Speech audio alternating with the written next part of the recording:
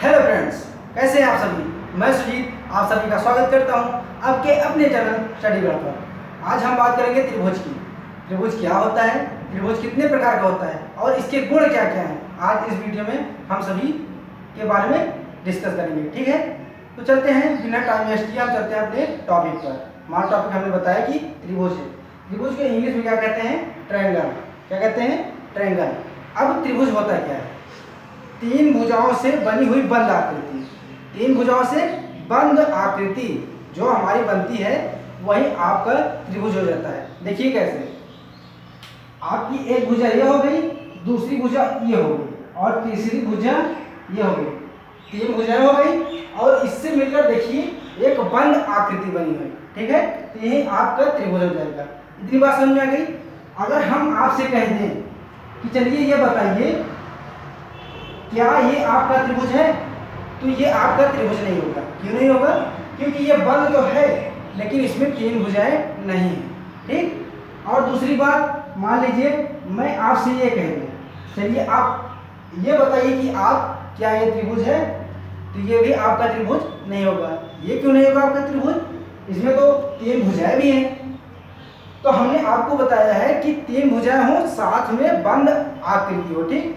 तो इसमें तीन भुजाएं तो हैं लेकिन ये बंद नहीं है, ठीक है। इसका मतलब ये भी आपका त्रिभुज नहीं होगा, ये त्रिभुज नहीं होगा और ये त्रिभुज नहीं होगा। त्रिभुज आपका ये होगा। वो आपकी आकृति फिर चाहे जैसी भी हो, सिर्फ तीन भुजाएं और वो आपका बंद रहना चाहिए। आपकी ऐसी भी हो सकती है आकृति, आपका ये भी त्रिभुज होगा, लेकिन ये दोनों नहीं होंगे, ठीक। आप ये बात ध्यान में रखिएगा कि तीन भुजाओं से बनी हुई बंद आकृति आपकी त्रिभुज कहलाती है।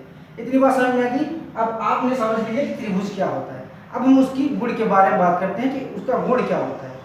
तो हमने अभी आपको बताया कि इसमें तीन भुजा से ये त्रिभुज मिलकर बनता है। एक भुजा, दो भुजा, तीन भुजा, ये तीन भुजा हो गई। अब इसमें आप एक चीज और देखिए, जो भुजा बनी है उसकी भुजाओं के बीच में कोण भी बन रहे हैं। एक कोण यहाँ पर बन रहा है और कोण यहाँ पर एक बन रहा है और एक यहाँ पर बन रहा है। तो अब कुल मिलाकर आप देखिए तो यहाँ पर तीन कोण भी बन रहे हैं, मतलब कि त्रिभुज में आपका तीन भुजा और तीन कोण होता है। इतनी बात समझ में आ गई। अब आगे बढ़ते हैं, दूसरी प्रॉपर्टी इसकी क्या है, दूसरा गुण इसका क्या है। तीन हमने बताया तीन भुजा होती है, तीन कोण होते हैं। तो जो तीन कोण होते हैं, तीनों कोणों का योग हमारा 180 डिग्री होता है। अब इसको समझने के लिए सबसे पहले हम इसका कुछ नाम दे देते हैं त्रिभुज का, ठीक है।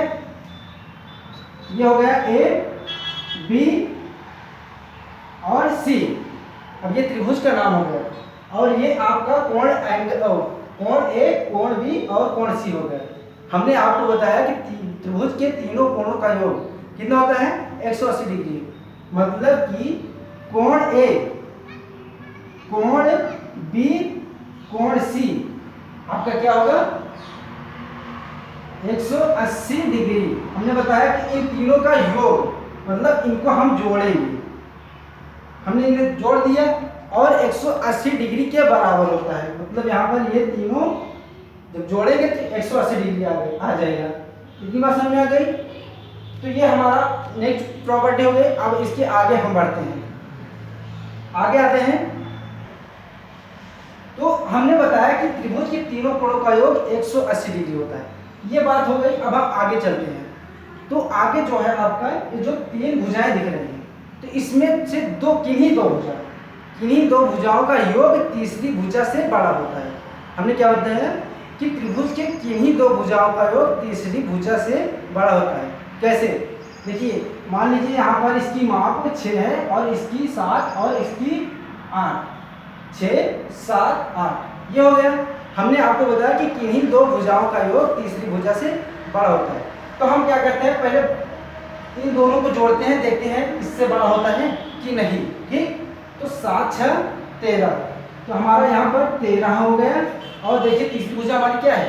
8 है। इसका मतलब 8 इससे छोटा है। और हमने बताया कि किन्हीं दो भुजाओं का योग तीसरी भुजा से बड़ा होगा। तो इनको हमने जोड़ा और ये देखिए 13 है और ये तीसरी भुजा आपकी 8 है। तो ये जो हमने दोनों को ऐड किया तो वो आपका तीसरी भुजा से बड़ा है। सेम ऐसे हम यहाँ पर लेकर देखेंगे तो भी इससे बड़ा आएगा। 8, 7, 15। ठीक, 15 हो गया, 15 आपका 6 से बड़ा है। अब ये दोनों हो गए, अब इन दोनों को जोड़कर देखते हैं तो 8 6 कितना होगा आपका 14 होगा, 14। तीसरी भुजा अब हमारी यहाँ पर आ गई है तो 7 है जो कि 7 से छोटा है। तो हमने आपको यही बताया कि किन्हीं दो भुजाओं का योग आपका तीसरी भुजा से बड़ा होगा त्रिभुज में, ठीक। इतनी बात आपको समझ में आ गई। अगर ऐसा नहीं होगा, मान लीजिए कि त्रिभुज ऐसा है कि आपका दो मतलब जैसे हमने इन दोनों को जोड़ा और तीसरी भुजा से छोटा आ गया तो वो आपका त्रिभुज बनेगा ही नहीं, ठीक है। मान लीजिए मैं आपको दिखा देता हूं, ये आपका हो गया 2 5 1, ठीक। अगर हम इन दोनों को जोड़ेंगे तो इससे तो बड़ा आ जाएगा, लेकिन अगर इन दोनों को जोड़ेंगे तो इससे बड़ा नहीं आएगा क्योंकि 2 1 3 होता है और ये हमारा 5 है, ठीक। अब आप घर पर भी इसको करके देख लीजिएगा, कोई माप लीजिएगा और ऐसा करिएगा, ऐसा सिस्टम बनाइएगा कि ये दोनों छोटे हैं तो आप देखेंगे त्रिभुज नहीं बनेगा, ठीक है। तो हमने बात कर ली है कि त्रिभुज क्या होता है और इसकी प्रॉपर्टी क्या होती है। अब हम आगे बढ़ते हैं इसके टाइप्स पर, त्रिभुज के क्या टाइप्स होते हैं, कितने प्रकार होते हैं, ठीक है। दोस्तों त्रिभुज आपका 6 प्रकार का होता है, ठीक है। 3 आपके कोण पर आधारित होते हैं और 3 आपका भुजा पर आधारित होता है। तो सबसे पहले हम देखते हैं भुजा पर आधारित कौन कौन से आपके त्रिभुज होते हैं, उसके बाद कोण पर आधारित देखेंगे, ठीक है। तो आपका भुजा पर आधारित सबसे पहले जो है समबाहु त्रिभुज है, ठीक है। समबाहु त्रिभुज, समबाहु त्रिभुज, समबाहु से आपका खुद ही क्लियर हो रहा है कि समबाहु मतलब समान भुजाओं वाला, ठीक है। इतनी बात समझ में आ गई। अब समबाहु त्रिभुज का मतलब ये आपकी भुजा, ये भुजा और ये भुजा, तीन के तीनों आपकी बराबर होंगी, ये समझ में आ गया।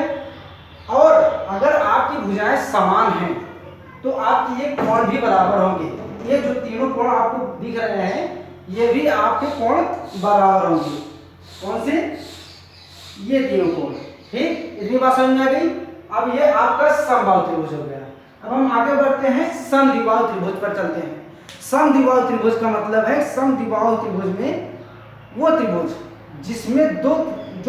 जिसमें दो भुजाएं आपकी बराबर होती हैं।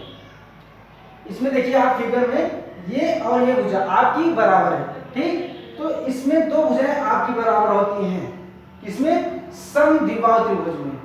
और उसके साथ साथ उसके सामने वाले कोण, जैसे ये दोनों बराबर हैं, इसके सामने वाला कोण जो होगा आपका और इसके वाले सामने वाला कोण, ये दोनों आपके बराबर होंगे कोण। इतनी बात समझ में आ गई। ये आपका हो गया समद्विबाहु त्रिभुज। अब आगे आते हैं विषमबाहु त्रिभुज। विषमबाहु त्रिभुज आपको नाम से ही पता चल रहा है कि इसकी कोई भी भुजा बराबर नहीं होती है, मतलब कि इसकी सभी भुजाएं असमान होती है। फिगर में देखिए आप, ये वाली ये तीनों भुजाएं एक दूसरे से असमान है, ठीक। इतनी बात समझ में आ गई। तो अब ये आपकी विषमबाहु त्रिभुज हो गया। हमने क्या बताया कि विषमबाहु त्रिभुज में आपका कोई भी भुजा समान नहीं होती है। तो हमने ये पढ़ लिया आपका भुजा पर आधारित त्रिभुज। अब हम आते हैं कोण पर आधारित त्रिभुज पर। तो कोण पर आधारित भी आपके 3 प्रकार के त्रिभुज होते हैं। तो सबसे पहला आपका जो होता है वो होता है न्यून कोण। न्यून कोण का मतलब हमने आपको पिछले वीडियो में बताया था कि 90 डिग्री से कम और 0 डिग्री से ज़्यादा। वही चीज़ यहाँ भी है। न्यून कोण त्रिभुज में आपका प्रत्येक कोण 90 डिग्री से कम होगा, ठीक। क्या होगा कि प्रत्येक कोण जो आपका त्रिभुज होगा, इसमें आप फिगर में देखिए तो आपका प्रत्येक कोण आपका 90 डिग्री से कम दिख रहा है, ठीक। तो न्यून कोण में आपका प्रत्येक कोण 90 डिग्री से कम हो जाएगा, वही आपका न्यून कोण होगा, ठीक। अगर न्यून कोण आप समझना चाहते हैं तो आप ये देखिएगा कि इसमें प्रत्येक कोण कितने डिग्री का है। अगर 90 डिग्री से कम है तो वहाँ पर आपका न्यून कोण हो जाएगा। तो ये हो गई आपकी न्यून कोण की बात। अब हम आते हैं अधिक कोण। अधिक कोण में आपका जो एक त्रिभुज का एक कोण जो होगा आपका 90 डिग्री से अधिक होगा, वो आपका अधिक कोण त्रिभुज हो जाएगा। इतनी बात समझ में आ गई। हमने आपको क्या बताया कि त्रिभुज की जो एक भुजा अगर 90 डिग्री से बड़ी है तो वहाँ पर आपका अधिक कोण हो जाएगा। इतनी बात समझ में आ गई, ये आपका हो गया अधिक कोण। अब हम बढ़ते हैं समकोण त्रिभुज पर। आपका समकोण त्रिभुज क्या है? समकोण मैंने आपको पिछली वीडियो में बताया था कि समकोण का मतलब है कि 90 डिग्री। इसका मतलब है कि जो भी त्रिभुज में आपका एक कोण अगर 90 डिग्री दिखता है तो वहाँ पर आपका समकोण त्रिभुज हो जाएगा। मतलब कि समकोण त्रिभुज में आपका एक कोण 90 डिग्री होता है। ठीक है, तो आप फिगर में देखिए तो आपका इसमें एक कोण 90 डिग्री दिख रहा है। और एक बात, कभी कभी आपको फिगर में 90 डिग्री लिखा हुआ नहीं मिलता है। ठीक है, तो उसमें इस टाइप का एंगल बना रहता है, तो इसी से पता चल जाता है कि ये समकोण त्रिभुज है। ठीक है, इतनी बात समझ में आ गई। तो आज हमने जाना कि त्रिभुज क्या होता है, त्रिभुज कितने प्रकार का होता है और इसके गुण क्या क्या होते हैं। ठीक, आई होप कि ये वीडियो आपको अच्छी लगी है। तो जल्दी से वीडियो को लाइक कर दीजिए। अगर कोई डाउट है, कोई भी डाउट है, तो आप कमेंट में करिए, कमेंट करके हम उस पर रिप्लाई जल्द से जल्द देंगे। अगर आपका क्वेश्चन बड़ा है तो हम उसके लिए अलग से वीडियो बनाएंगे। ठीक है, तो चैनल को सब्सक्राइब कर लीजिए, बेल आइकन को प्रेस करना बिल्कुल मत भूलिएगा, जिससे कि आपको सारी वीडियोस की नोटिफिकेशन मिलती रहे। दोस्तों के साथ जरूर से जरूर शेयर करिए। ठीक है, तो मिलते हैं नेक्स्ट वीडियो में, तब तक के लिए goodbye and take care.